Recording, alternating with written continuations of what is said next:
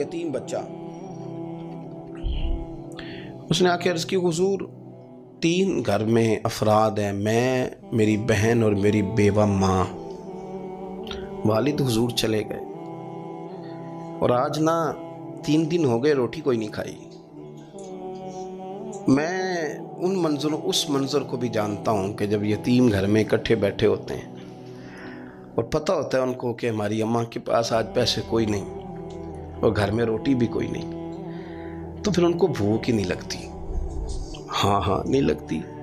اماں پوچھتی ہے پتر روٹی کھانی ہے؟ نہیں میں تو سویرے جو کھایا تھا وہ ہضم ہی نہیں ہوا، اماں جی شاہی کوئی نہیں۔ یہ پردے اس طرح کر کے بچائے جاتے ہیں، ایک دوسرے کو تسلیاں دینا، ایک دوسرے سے پیار کا بڑھ جانا، ایک دوسرے کے لیے جذبات اور طرح کے بن جانا، حکمت الہی کے تقاضے ہوتے ہیں۔ یا رسول اللہ صلی اللہ تعالیٰ علیہ وسلم، بیوہ ماں ہے، یتیم بہن ہے، 3 دن سے کھایا کچھ نہیں، قربان جائیں وہ گھر جہاں سے کائنات کھاتی ہے ساری۔ حضور نے فرمایا بلال جا کے ساری ازواج مطہرات سے پوچھ گھر میں کیا ہے۔ حضرت بلال کہتے ہیں میں سارے گھاری پوچھ آیا، ٹٹول آیا، ٹوٹل 21 کھجوریں نکلی۔ یہ 2 جہاں کے شاہ ہیں اور پاس کچھ رکھتے نہیں، 2 جہاں کی نعمتیں ہیں، ان کے خالی ہاتھ میں حضور کے سارے گھر کو میں ڈھونڈ 21 کھجوریں نکلی تو لا کے میں نے پیش کر دی، تو حضور نے ڈائریکٹ اس کو نہیں دی، نبی پاک نے اپنے ہاتھ پہ رکھ لی اور کہتے ہیں پھر حضور نے نا اپنا منہ مبارک قریب کیا کھجوروں کے۔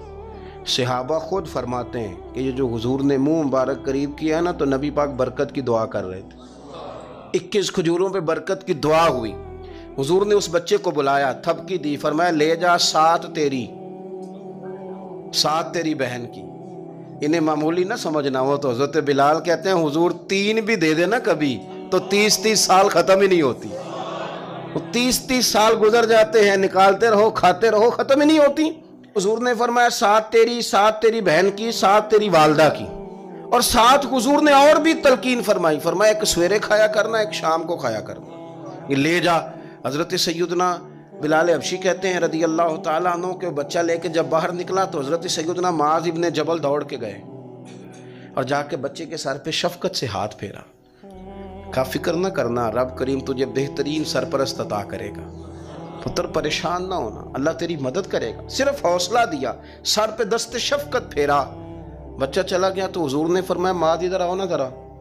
یا رسول اللہ حکم ہو۔ فرمایا کس چیز نے تمہیں اٹھایا بچے کے سر پہ ہاتھ رکھنے کے لیے؟ کس نے تمہیں کہا؟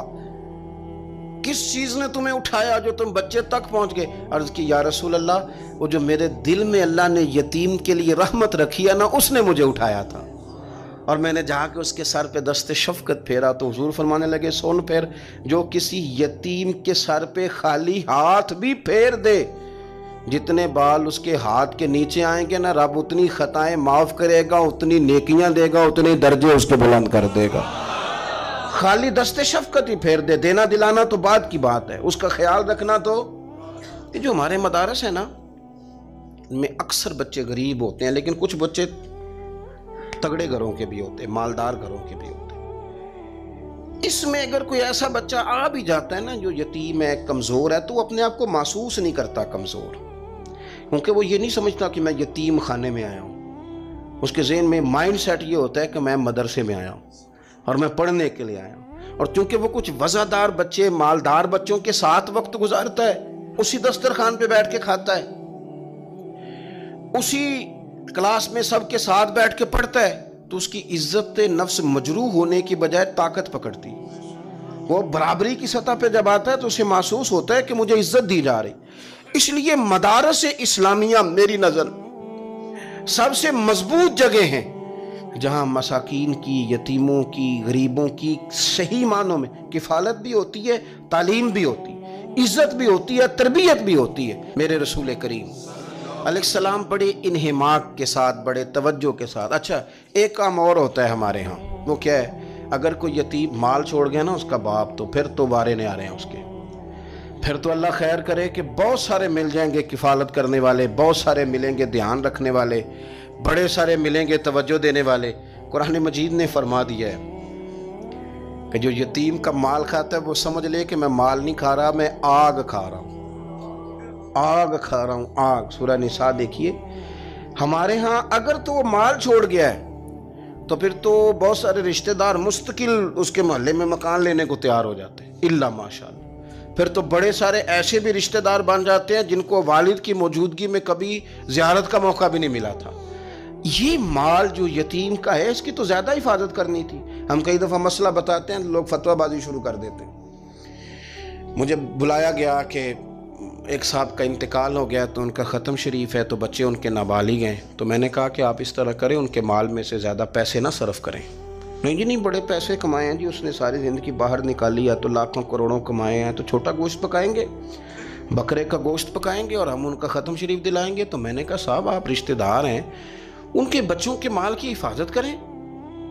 ختم شریف تو اس میں گوشت زیادہ ہونا ضروری نہیں، اس میں تو درد سے دعا کرنا ضروری ہے، اس میں تو تلاوت قرآن پاک کے سال ثواب میں ضروری ہے، ذکر اذکار ضروری ہیں۔ لیکن کیا کیا جاتا ہے کہ بے دریغ مال ان کا اگر ہو تو، ایک حدیث پاک ہے بخاری مسلم میں، بڑے غور سے سنیے گا اور اس کے اندر جتنے پہلو ہیں ان پر پوری توجہ دیجئے گا کہ کہیں ہم ادھر آ تو نہیں گئے۔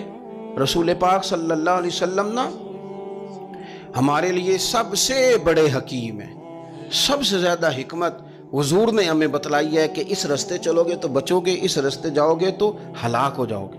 نبی کریم علیہ السلام نے فرمایا، بخاری مسلم ہے، فرمایا 7 ہلاک کرنے والی چیزوں سے بچنا، اگر ان میں تم چلے گئے تو ہلاک ہو جاؤ گے۔ 7 چیزیں ہیں جو تمہیں ہلاک کر دیں، برباد ہو جاؤ گے، تباہ ہو جاؤ گے، ہلاکت کا سفر ہے یہ، 7 چیزوں سے بچو۔ یا رسول اللہ صلی اللہ علیہ وسلم وہ کون کون سی؟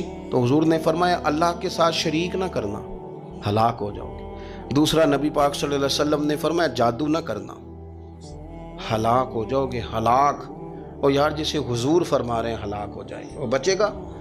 نبی پاک صلی اللہ علیہ وسلم نے تیسرے نمبر پر فرمایا جس شخص کے قتل کرنے کو اللہ نے حرام قرار دیا ہے اسے قتل نہ کرنا، ہلاک ہو جاؤ گے۔ چوتھے نمبر پر رسول پاک علیہ السلام نے فرمایا سود نہ کبھی بھی کھانا، ہلاک ہو جاؤ گے، ہلاک۔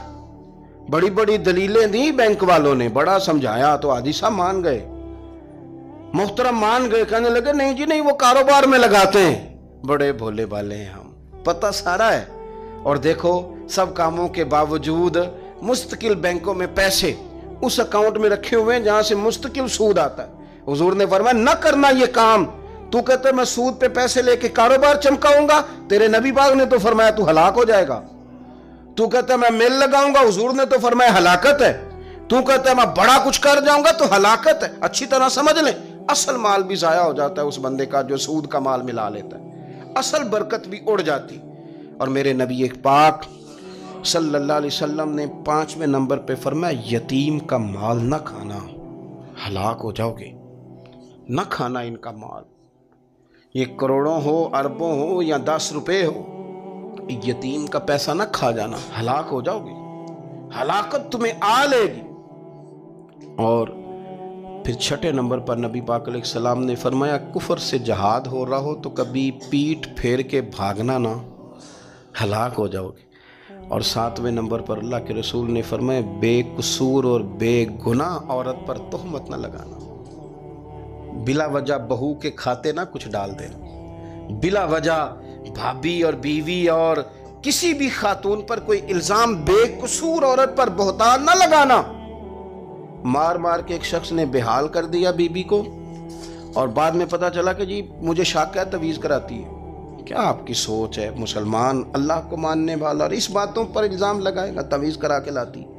بے قصور عورت پر بہتان، یہ ایک تو بات ہے اسے مارنا، اور ایک یہ ہے کہ کوئی تکلیف دینا، اور ایک خالی اتنی بات کی کہ بہتان بھی نہ لگانا، اس پر الزام نہ لگانا، یعنی تم نے صرف بے قصور عورت پر الزام ہی لگایا تو حضور فرماتے ہیں ہلاک ہو جاؤ گے۔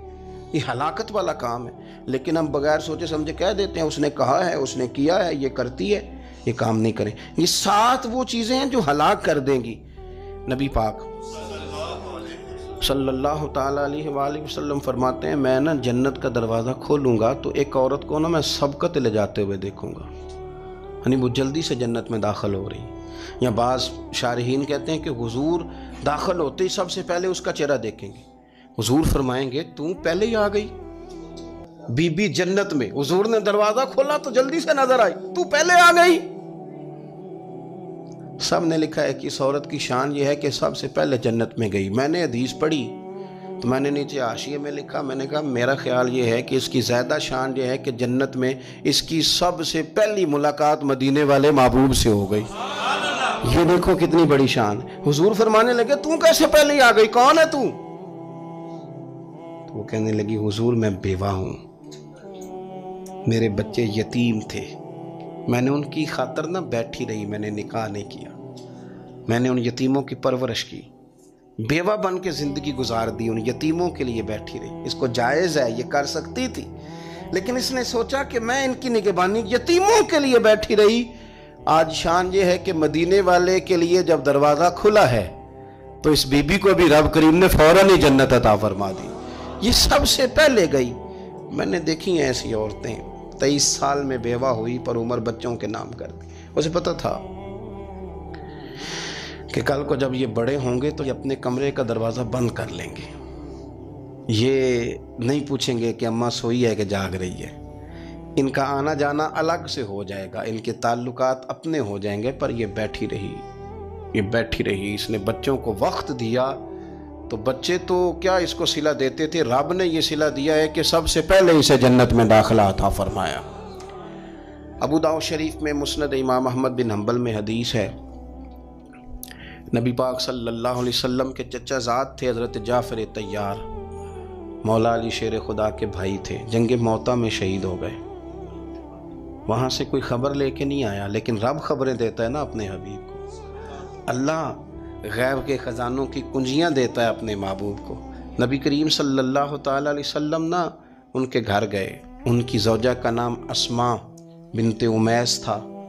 हुजूर ने फरमाया अस्मा मेरे भतीजों को मेरे पास लाओ, मोहम्मद बिन जाफ़र और अब्दुल्ला बिन जाफ़र रदी अल्लाह ताला अन्हु। बच्चे करीब आए, हुजूर को पता है इनके वालिद शहीद हो गए। नबी पाक ने अपनी नाक मुबारक उनके रुखसारों पे रखे, फिर हुजूर ने उनका माथा चूमा, फिर नबी पाक सल्लल्लाहु अलैहि वसल्लम ने सीने से लगाया, फरमाया हजाम को बुलाओ ना ज़रा, इनके बाल तराशे कितनी बड़े हो गए, हजामत होने वाली। हुजूर प्यार कर रहे थे, आंखों में आंसू थे, तो जनाब अस्मा करीब आईं, कहने लगे हुजूर मेरे शौहर की कोई खबर आ गई है? तो नबी पाक सल्लल्लाहु ताला अलैहि वसल्लम ने गर्दन मुबारक उठाई तो आंखों में आंसू थे। फरमाया रब ने मेरे भाई को शहादत का दर्जा अता किया है। फरमाया कोई आहो बका ना करना मेरे भाई पर, अल्लाह ने उसे शहादत का दर्जा दिया है। हज़रत जाफ़र तैयार के घर वालों के लिए हुजूर ने सहाबा को हुक्म दिया कि ये गम में हैं, इनके लिए खाने पका के लाओ।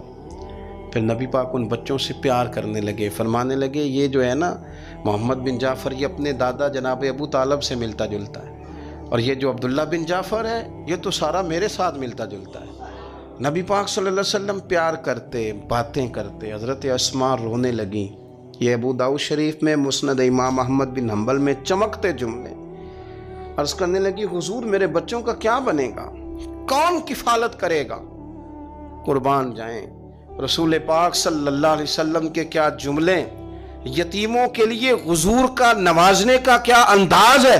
फरमाया अस्मा तू फिक्र न कर, अना वलीयुहुम फिद दुनिया वल आखिरा। फरमाया मैं दुनिया में भी इनका वारिस बनूंगा, क़यामत के दिन भी इनका वारिस बनूंगा। तू सिर्फ दुनिया की बात करती है कि निज़ाम मईशत का कैसे चलेगा, और मेरा वादा यह है कि दुनिया में भी इनकी सरपरस्ती करूंगा, आखिरत में भी सरपरस्ती करूंगा, आखिरत में भी मैं इनका ख्याल रखूंगा।